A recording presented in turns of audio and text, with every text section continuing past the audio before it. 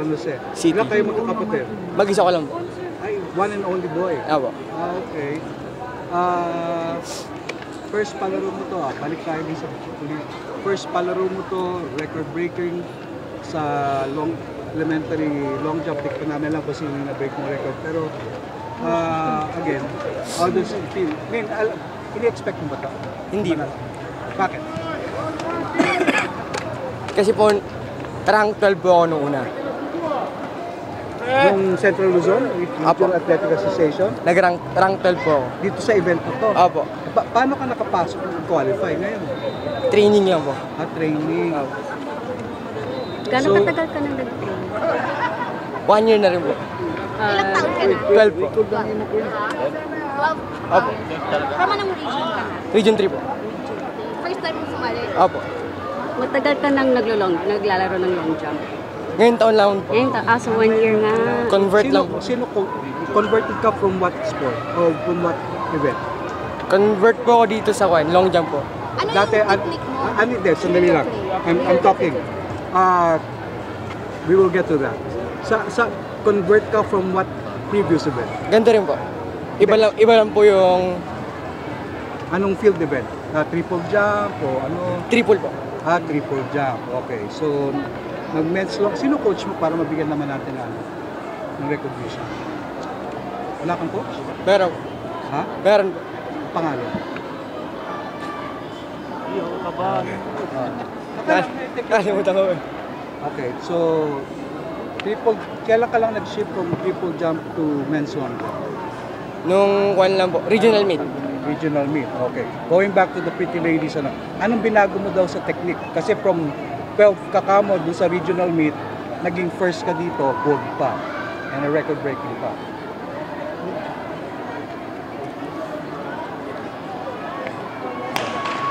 May binago ka bang? May binago ka ano? Wala. Bakit nagustuhan mong ang long jump?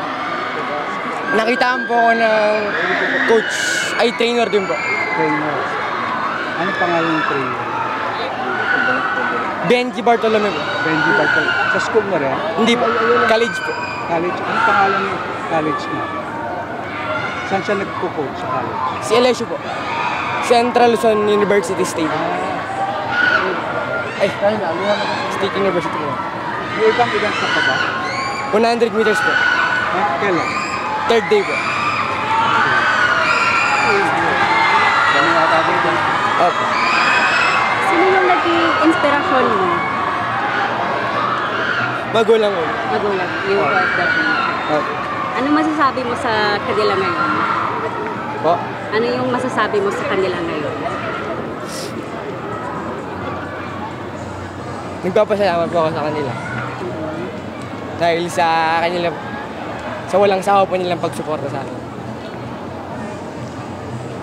Ano yung technique mo during your play kanina? Dasal lang po. Isa. Opo. Yung mama mo nagtatrabaho din? Opo. Anong trabaho? Supervisor po. Supervisor. Yung mama mo yung supervisor, tapos OFW sa Saudi yung tatay. Opo. Saan sa Saudi? Riyadh po. Riyadh. Basically, anong work ng father mo? Hindi ko po alam eh. Hindi ba? Okay. Pero may regular communication naman kayo ng papa mo. Opo. Magiging masaya yun dahil champion ka na. Nag-aspire ka ba to be an athlete?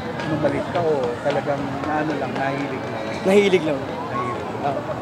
May idol ka ba na atleta? Pero, yung nag-training po sa akin, Sino? Aris Toledo po. Si Aris! Okay. Alright. Aris Toledo, for the benefit, is a Southeast Asian Games. Opo. Decathlon champion, two-time. Siya po yung nag-training sa akin ng long jump. Okay. Kaya pala.